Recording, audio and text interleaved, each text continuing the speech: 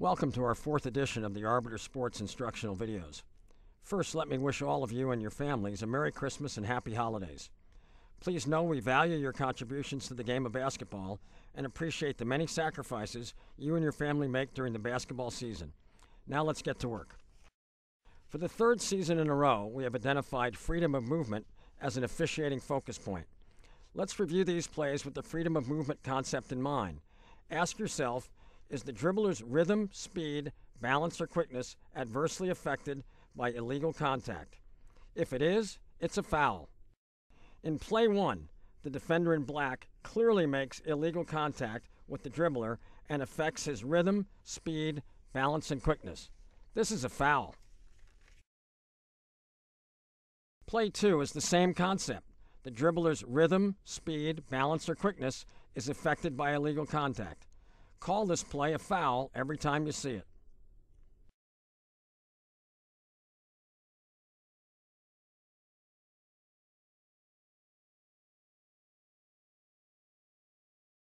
Play 3 is a classic illegal reroute of the dribbler.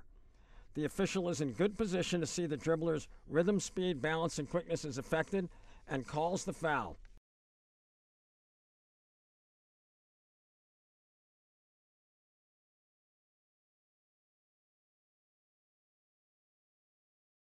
Play 4 is a difficult play, but one the officiating team should have gotten. The trail official is refereeing the matchup with the dribbler. In this play, the center official needs to be aware of the contact created by the player in the black jersey.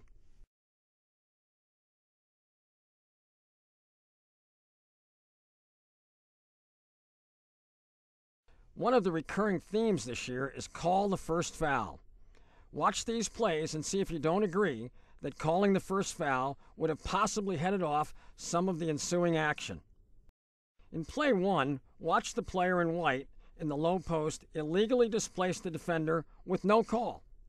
The defender hustles to get back into position and is inexplicably called for a foul.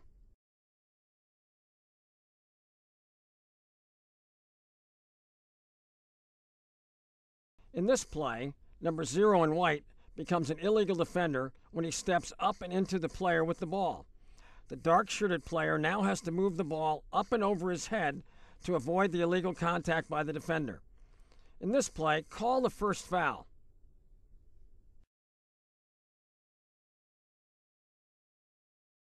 Play 3 is a great play in that it clearly demonstrates that calling the first foul might have presented the ensuing elbow to the head and the lengthy delay that ensued by going to the monitor. The officials correctly ruled a double foul, but the player in white touched off this skirmish by impeding and fouling the player in black first. Each of our video training sessions have referenced elbow plays. It is the directive of the Men's College Basketball Officiating LLC to call the same play the same way. As these plays indicate, we have a ways to go to accomplish this goal. In the first play, the player in blue is correctly called for an intentional foul for swinging the elbows and making contact above the shoulders.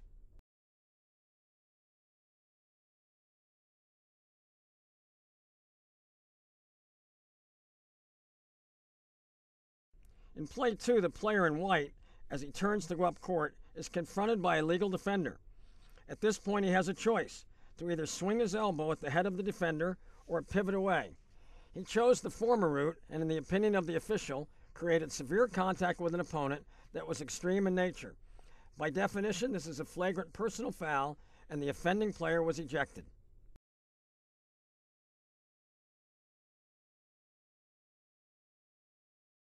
Compare this play with the previous play. This contact is the result of pivoting the whole body in unison and making contact with an elbow above the shoulders. This is a great example of an intentional foul by the rebounder.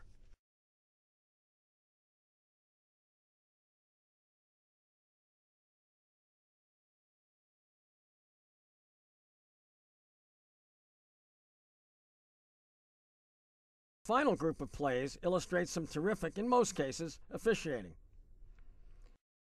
In the first play, the officials correctly rule that number 1 in white committed a dead ball contact technical foul. The lesson here is stay with the play. When you call a timeout, don't turn away from the action.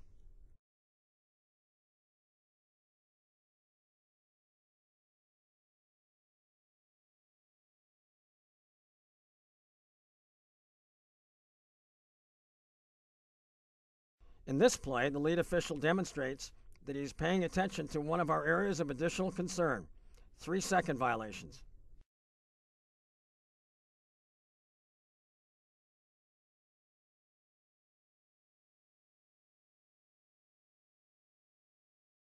After a made basket, the new trail must be sure that the ball is taken out of bounds for the throw-in. Remember, our single point of emphasis this year is call the rules as written.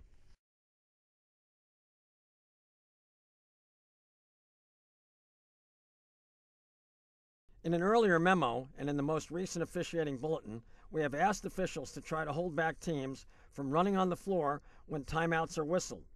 Would that have helped on this play? Bound and kicked it back out.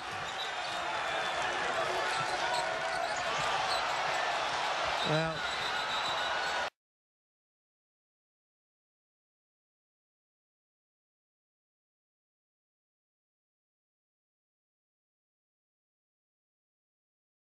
as always, your comments are welcome at jwasports1@aol.com.